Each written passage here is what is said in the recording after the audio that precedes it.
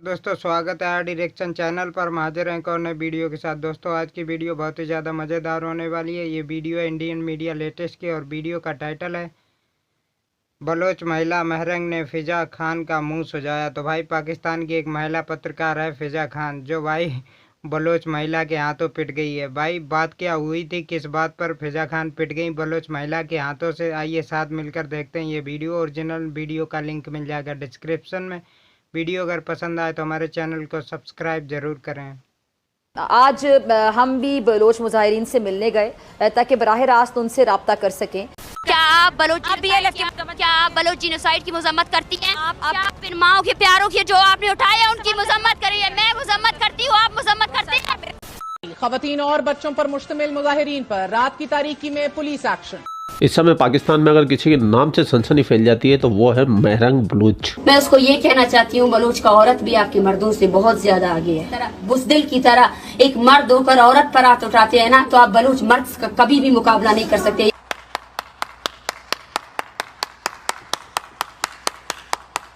जैसा कि नाम से जाहिर है, महरंग बलोच एक बलोची महिला है, बलूचिस्तान के अंदर रहती है। बलूचिस्तान के साथ में पाकिस्तान ने हमेशा दोयम दर्जे का व्यवहार किया। कहते तो चले मान लेते हूँ, वही व्यवहार जो इन्होंने बांग्लादेशियों के साथ किया था वही इन्होंने बलूचों के साथ कर रखा है। बलूच के अंदर बहुत बड़ी क्रांति चल रही है जो हमेशा पाकिस्तान आर्मी दबाने की कोशिश करती है। सही बात है। हम इस नफरत और बुग़्ज़ को कभी नहीं भूलेंगे।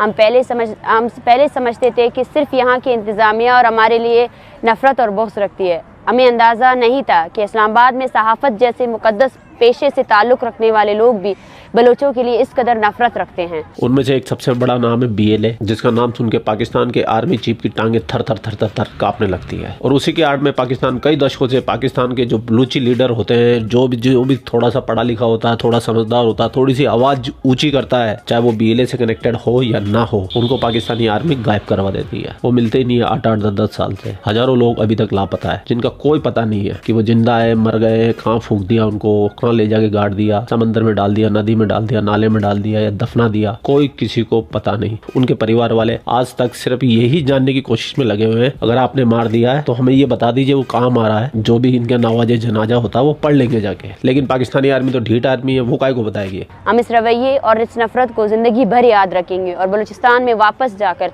अपने लोगों को आपकी नफरत और रवैये से आगाह करेंगे। और एक बात, हमें इस बात की बिल्कुल भी अफसोस नहीं हो रही है कि आप लोग बलोचों के साथ किस तरह की नफरत के साथ पेश आ रहे हो और किस कदर बुग़्ज़ रखते हो, बल्कि हमें खुशी हो रही है कि आप लोगों अपने हकीकी चेहरा दुनिया को दिखा रहे हो और दुनिया आपकी असलियत से वाकिफ़ हो रही है।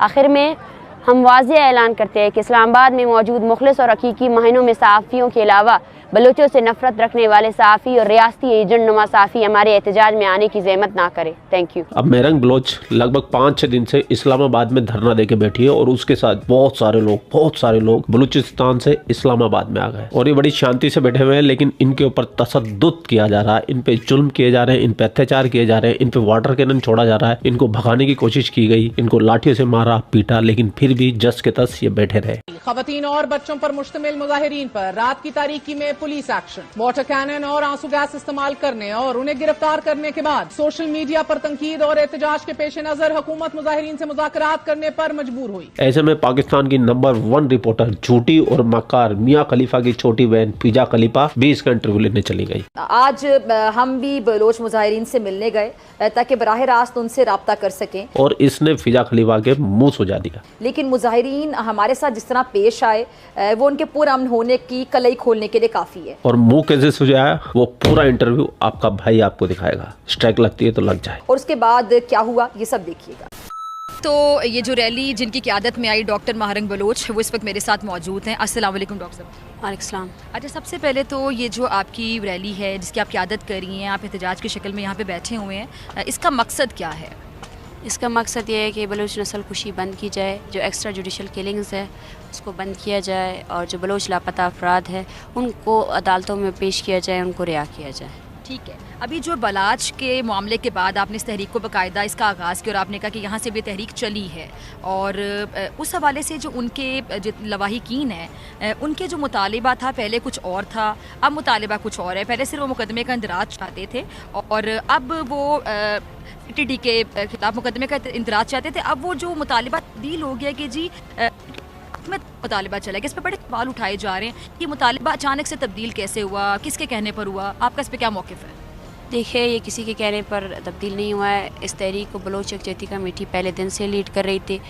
हमने CTT के जो गैर कानूनी जो लोगों को मारना है उसके ख़िलाफ़ पहले भी तहरीकें चलाई है। 2022 में 10 लोगों को ज़ियारत में जो है ना मसख़शुदा लाशें फेंकी गई। वो सारे लापता अफराद के लवाहिकीन थे, जिनमें से 3 के केसेस पाकिस्तान के कमीशन में चल रहे थे, अदालतों में उनके केसेस जा रहे थे। शहजाद बलोच जो कलात का रहने वाला था, तो उसके बाद भी जो है ना हमें अश्योरिटी दी गई। वफाकी जो वज़ीर कानून है उनकी टीम आई, उन्होंने कहा एक्स्ट्रा जुडिशल किलिंग्स को बंद करेंगे, हम FIR करेंगे, लेकिन उन FIRs का कोई भी वो नहीं आया। ठीक है ना।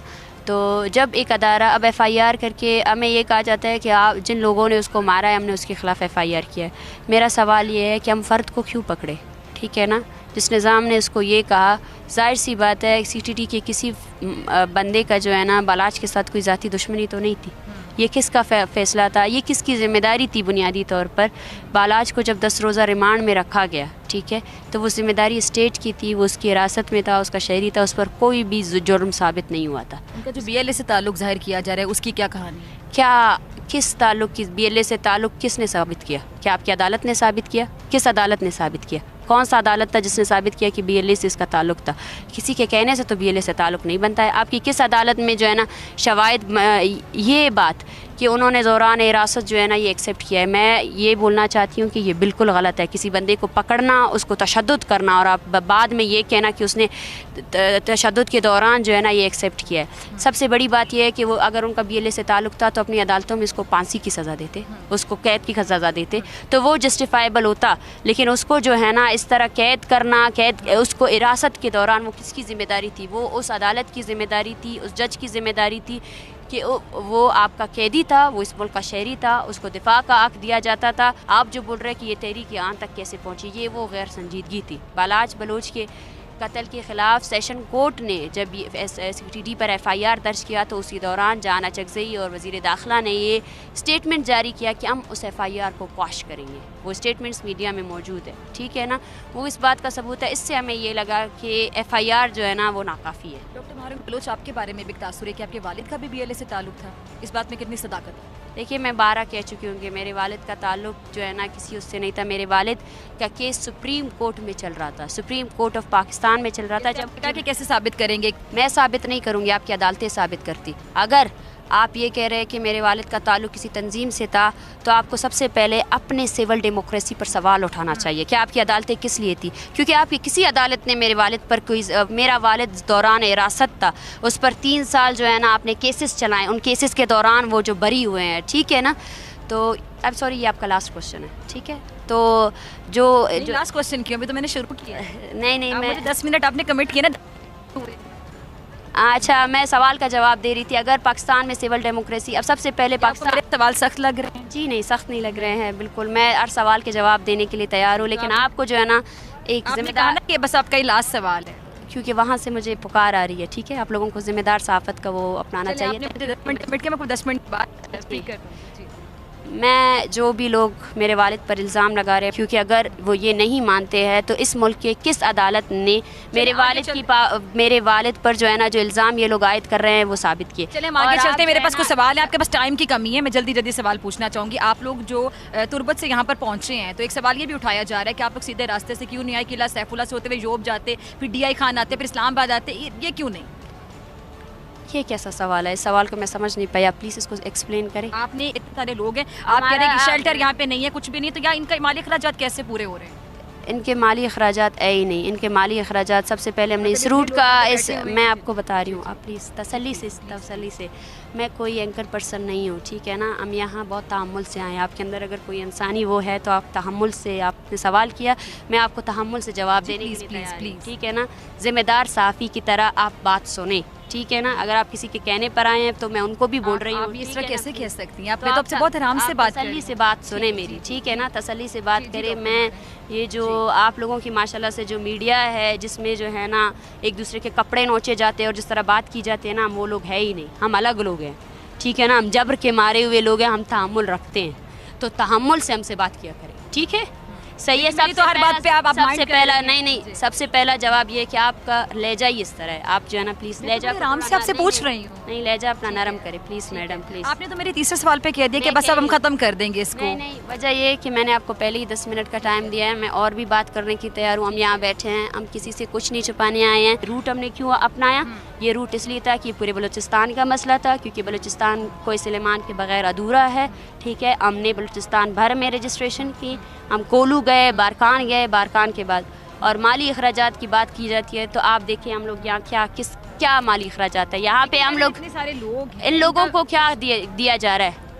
ये यहाँ कैसे बैठे हुए ना, सवाल है खाना पीना मैं आपको बता। दोस्तों ये था वीडियो बहुत अच्छा था। और भाई अगर आपको ये वीडियो पसंद आया हो तो हमारे चैनल को सब्सक्राइब ज़रूर करें। अब बात करते हैं भाई पाकिस्तानियों की।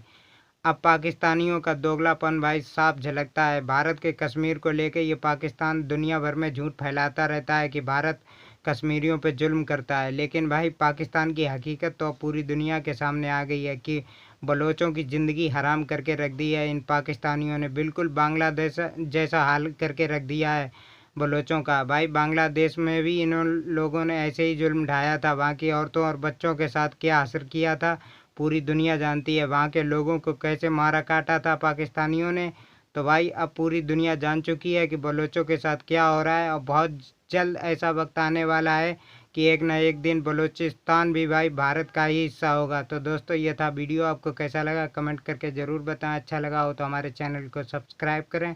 हम आपके लिए ऐसे मज़ेदार रिएक्शन वीडियो लाते रहेंगे। धन्यवाद।